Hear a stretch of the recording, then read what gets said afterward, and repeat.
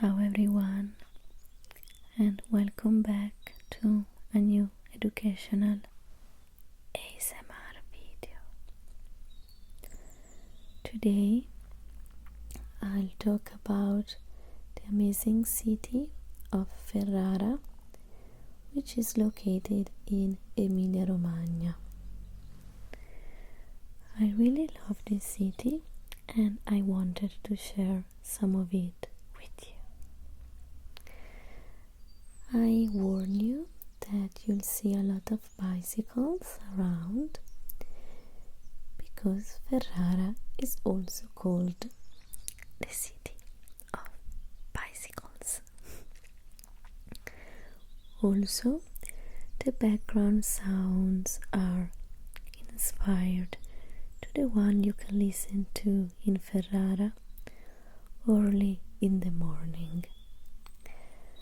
Sadly, not all the recordings were peaceful, and so I decided to put this beautiful sound to go with my voice.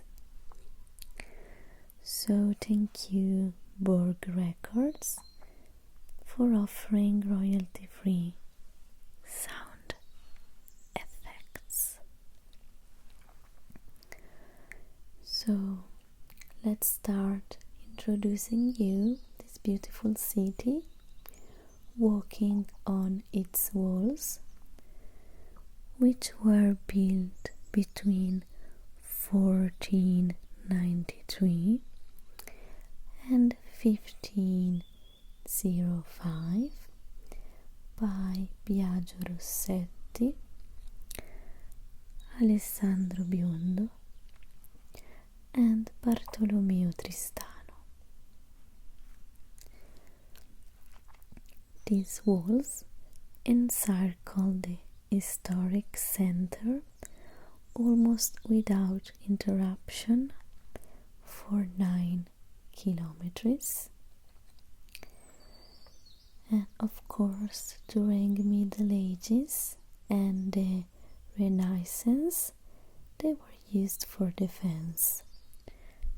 But now they are a place where people can relax or go for a walk. But let's see when all started. It seems that the first settlements in this area are dated from the 6th century before Christ. We discovered this in 1922 when drainage schemes in the area of Comacchio, near Ferrara, revealed a necropolis with over 4,000 tombs attributed to the Etruscan. Now let's jump to the Renaissance, or Rinascimento as we call it in Italy, when the city was at the top of its beauty and power.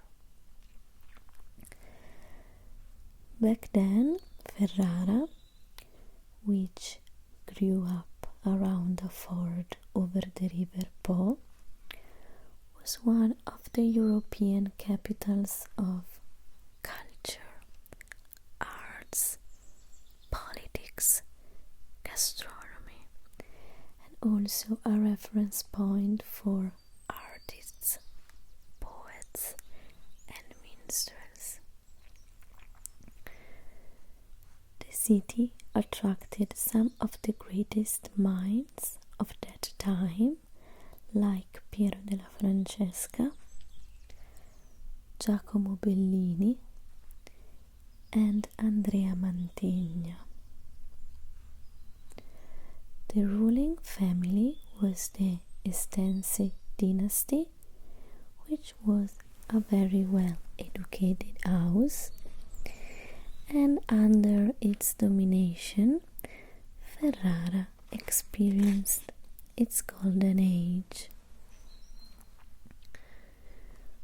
For example, Ferrara was the first Renaissance city to be developed using a complex urban plan where the network of streets and walls are linked with the palaces, churches and gardens as part of an overall scheme, accentuating all the city and not only individual buildings. Here you can see il castello Estense, or the Estense Castle, built in 1385 by the order of Nicolas II after a riot in order to defend himself and his family.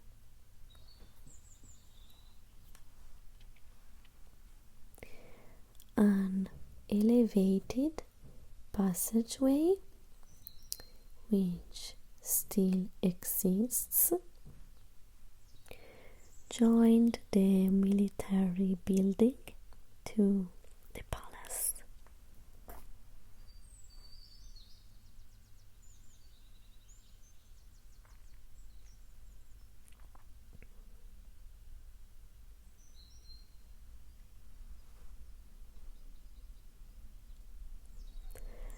After some centuries, when the risk of riots died down, the castle became the residence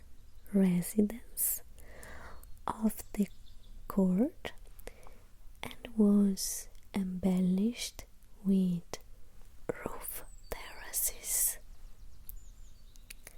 balconies and a courtyard.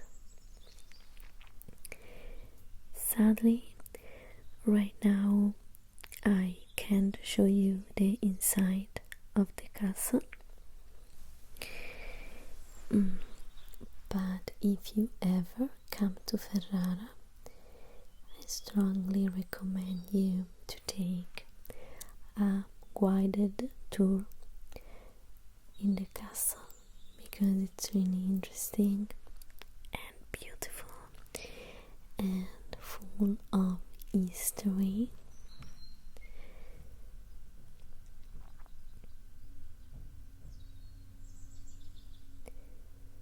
My favorite thing in the Castello Estense is the Giardino degli Aranci,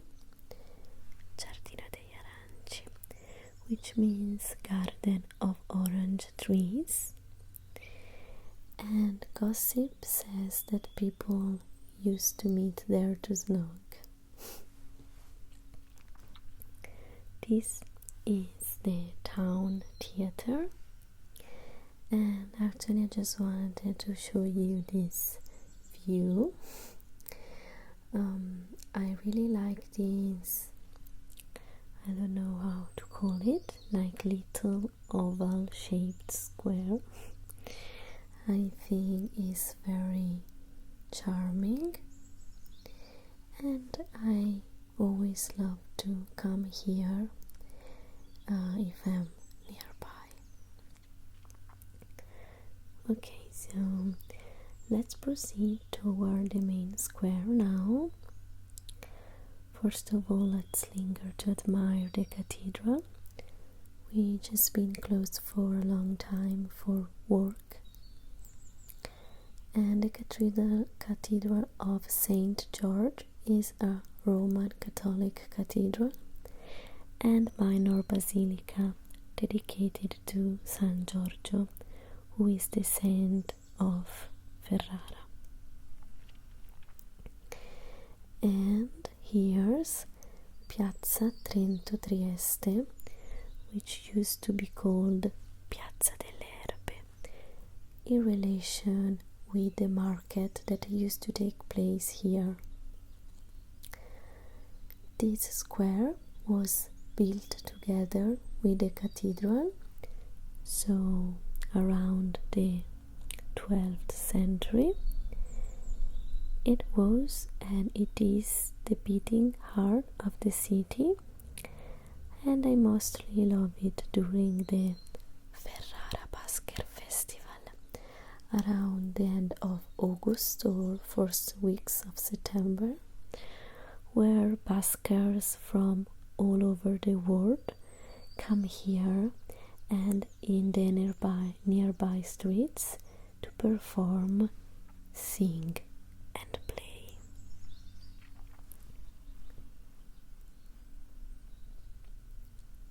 Now I really want to show you some of the streets around the city center. They take me back thousands of years, and I feel like I'm living in the Middle Ages, with all the ancient arches, red walls, small balconies, and old cobblestone roads. During this tour, I'll also show you some of the best typical restaurants. Trattoria da Noemi is probably the most famous restaurant in Ferrara and offer a very typical menu. My favorite food from Ferrara is cappellacci. I talk about it in my How to Italy video, and it's basically ravioli stuffed with pumpkin, and they are delicious. You can see the plate on the menu together with the other delicacies. At the end of the street there is a very cool cinema.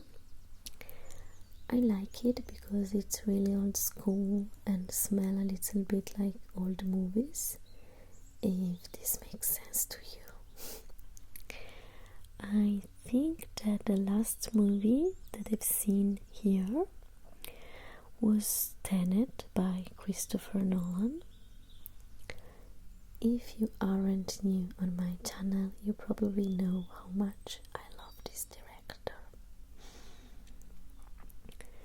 Okay, now let's go visit the most famous street in Ferrara, Via delle Volte, which literally means Street of the Walls, and that's because it's dotted by old medieval walls. If you walk down the street, you'll feel carried away into the Middle Ages. But do not wear high heels during your trip, because it's a mistake that I did too much time.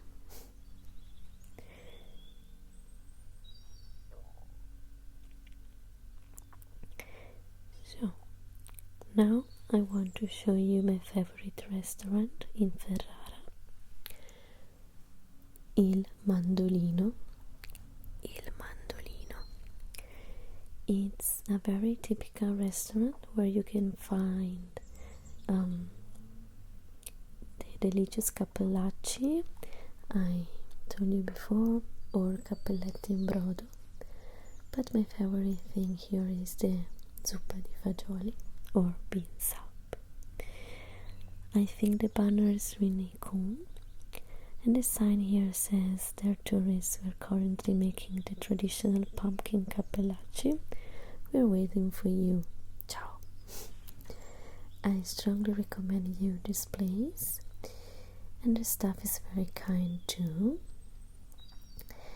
And the price is totally right. These are not expensive restaurants. Now let's see a little bit more of this amazing street that during summer nights it's really magical.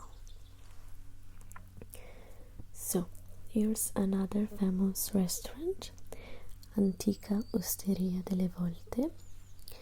I really love this ivy decoration, and there is also a cool screen where you can see some pictures of the dishes you can eat inside.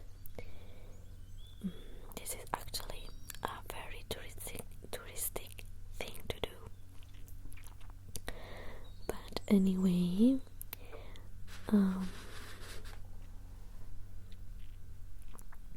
here's the famous Capellacci, in case you were curious about it. So now I'll take you to the ex-Jewish quarter of Ferrara. Sorry if I pronounce Jewish wrong.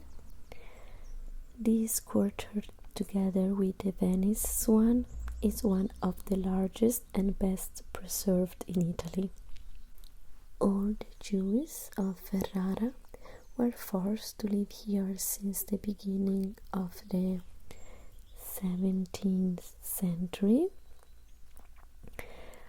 I actually had the privilege to visit one of these houses, and inside there are several doors, passages or courtyards, now closed, that in the past were used to travel from one building to another. This is a plaque to remember all the victims of the Shoah.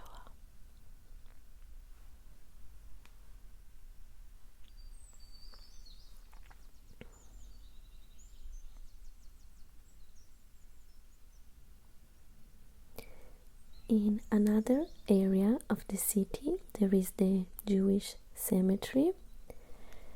The gate is really mighty, and to get in and visit the cemetery you have to ring the caretaker, who is a lovely old lady who was doing this job for 30 years. As sad as this place may be, it is also very peaceful and beautiful.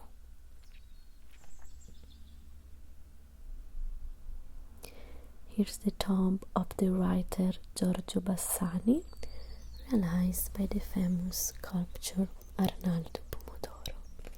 And now, welcome to Palazzo Schifanoya, which literally means the palace that avoids stadium, that avoids boredom, because its function was for fun.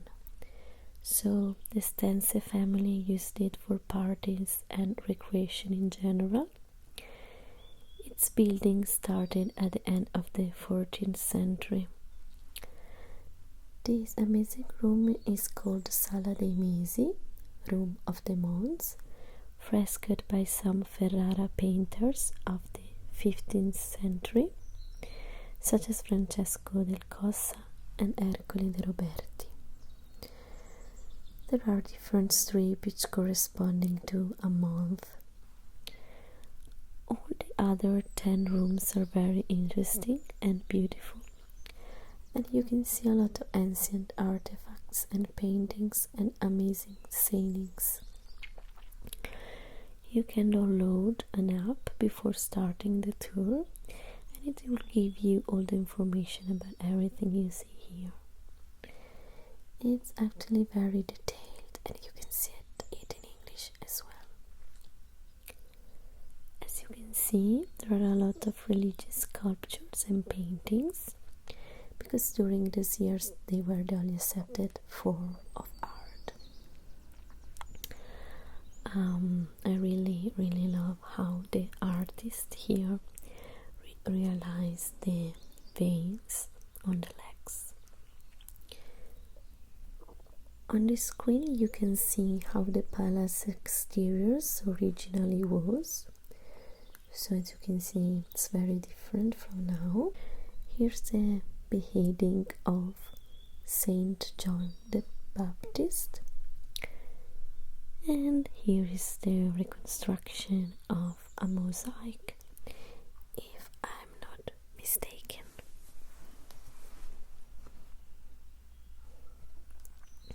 Very well, let's take you to another cemetery.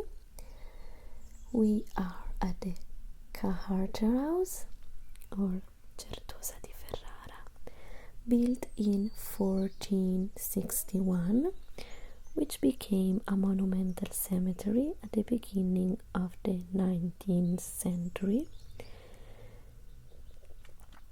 This amazing place conserves a lot of important sculptures, and the background sounds are very accurate because I visited the cemetery early in the morning and the birds were actually singing and everything was really quiet.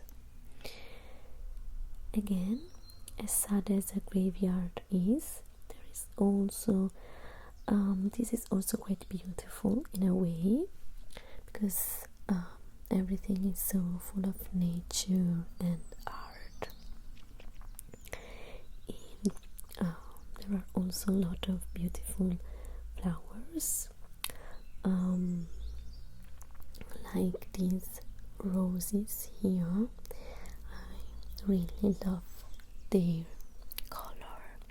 It's really red and really beautiful.